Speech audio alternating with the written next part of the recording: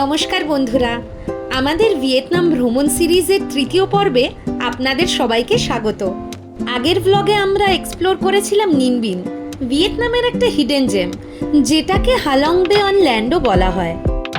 আর আজকের ব্লগে আমরা ক্রুজের মাধ্যমে এক্সপ্লোর করব এক মনোমুগ্ধকর প্রাকৃতিক বিষয়, হালং বে এবং লান হা বে।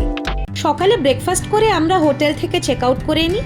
8:30 নাগাদ আমাদের ট্যুর বাস পিক আপ করতে চলে আসে। হালং বে পৌঁছাতে আমাদের লাগবে প্রায় 3 ঘন্টা। কিছুটা জার্নির পর আমরা স্টপ নিলাম একটা এথিক্যাল পার্ল ফার্মে।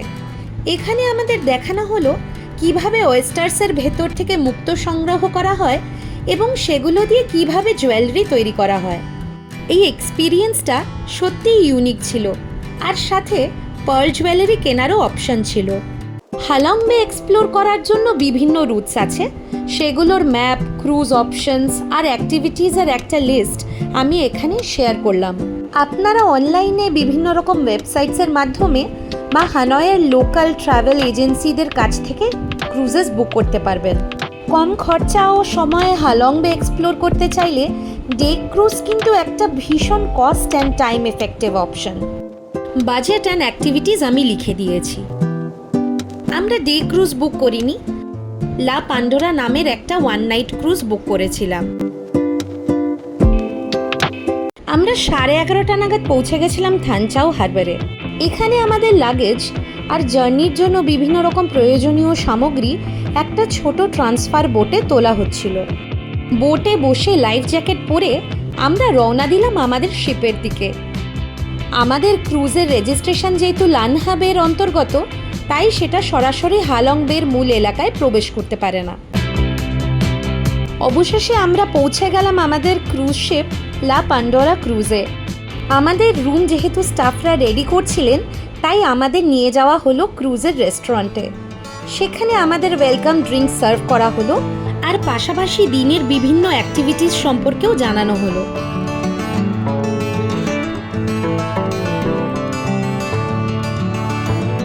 আশেপাশের সৌন্দর্য উপভোগ করতে করতে লাঞ্চের সময় হয়ে গেছিল।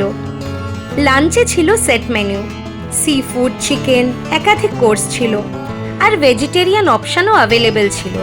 শুধু আগে থেকে ট্যুর অপারেটরকে জানিয়ে দিতে হয়। লাঞ্চের পর আমাদের রুম অ্যাসাইন করে দেওয়া হয়। আমাদের লাগেজ অলরেডি রুমের বাইরেই রাখা ছিল। আপনাদের একটু রুম ট্যুর করিয়ে দিই। 2 complimentary water bottle, toiletries, tea and coffee pouches সব কিছু রাখা ছিল। আর রুমের সব থেকে বেস্ট পার্ট ছিল রুমের ওশান ভিউ ব্যালকনিটা।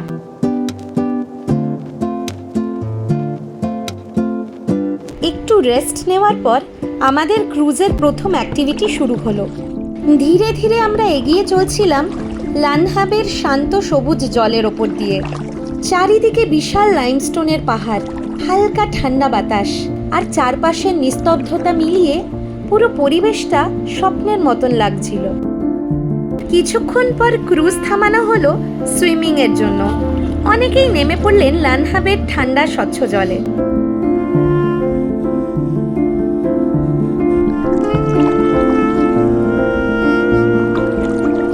ব্যালকনি থেকে দেখি একজন স্থানীয় বিক্রেতা ব্যাম্বু বোটে করে ক্রুজের দিকে আসছেন, স্ন্যাক্স, জল আর বিভিন্ন প্রয়োজনীয় জিনিস বিক্রি করতে। সূর্যাস্তের সময় রুফ ডেক থেকে চারপাশের ভিউ দেখতে খুবই সুন্দর লাগছিল। আমরা লান হা বে চুজ করেছিলাম কারণ হালং বের কম্প্যারিজনে লান হা বে অনেক বেশি শান্ত আর অনেক কম ক্রাউডেড। ফ্রুটস আর ওয়েফার্স খেতে খেতে শুরু হলো আমাদের সানসেট পার্টি, আর সাথে ছিল কুকিং ডেমনস্ট্রেশন ক্লাস। এখানে আমাদের শেখানো হচ্ছিল কিভাবে ভিয়েতনামিজ ডেলিকেসি স্প্রিং রোল বানাতে হয়। শেখার পর আমরাও কিছু বানানোর চেষ্টা করলাম, আর সত্যি বলতে কি বেশ ভালো হয়েছিল এবং খেতে ছিল ভীষণ টেস্টি। অন্য প্যাসেঞ্জার্সদের সাথে সুর তাল ভুলে ক্যারিওকিতে গান গেয়ে আমরা দারুণ মজা করলাম, কিন্তু এবার বেশ টায়ার্ড লাগছে। কাল আবার অনেক ভোরে ওঠার পালা, তাই ডিনার করে নিজের রুমে চলে গেলাম।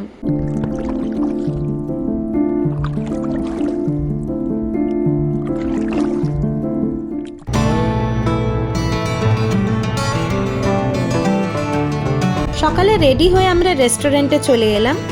ছিল একটু লাইট ব্রেকফাস্টের ব্যবস্থা। এরপরে আমরা ট্রান্সফার বোট করে চলে গেলাম কাটবা বায়োস্ফিয়ার রিজার্ভের একটা জেটিতে। এখান থেকে ব্যাম্বু বোটে আমাদের ঘোরানো হবে ডার্ক অ্যান্ড ব্রাইট কেভস।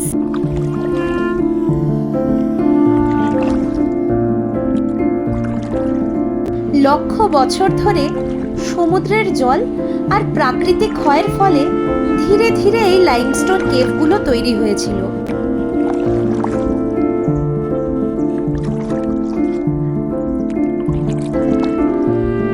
নৌকা ধীরে ধীরে ব্রাইট কেভের মধ্যে দিয়ে যাচ্ছিল, আর মাথার চারপাশে দেখতে পাচ্ছিলাম লাইমস্টোনের তৈরি স্ট্যালেকটাইট রক ফরমেশনস।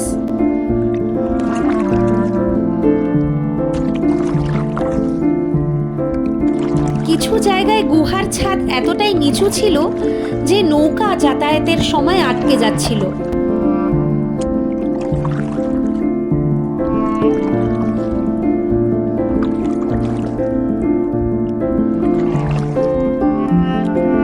কেভের শেষ প্রান্তে পৌঁছাতেই চোখের সামনে খুলে গেল সুন্দর এক লাগুন। চারিদিকে শুধু সবুজ জল, পাহাড় আর নিস্তব্ধতা। মনে হচ্ছিল যেন প্রকৃতি নিজের হাতে লুকিয়ে রেখেছে এই জায়গাটাকে। Oh wow, I'm just getting a 360 view.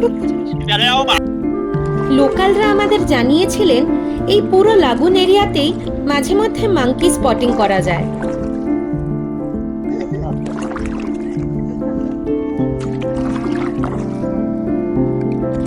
চারপাশের পরিবেশ এতটাই শান্ত যে শুধু জলের শব্দ আর পাখির আওয়াজই শোনা যাচ্ছিল। পুরো জায়গাটা যেন একদম পৃথিবীর কোলাহল থেকে দূরে ছোট্ট একটা হিডেন ওয়ার্ল্ড।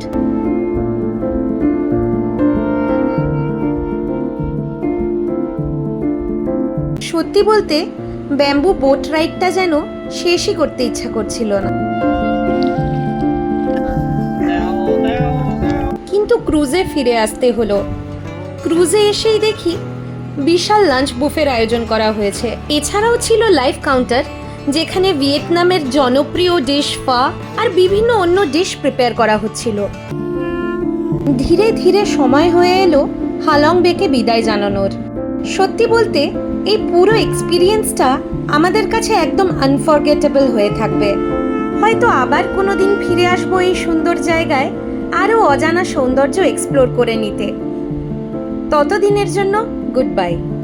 হানয় যাওয়ার পথে আমরা স্টপ নিয়েছিলাম ভিয়েতনাম ব্যাম্বু অ্যান্ড সিল্ক ফ্যাক্টরিতে।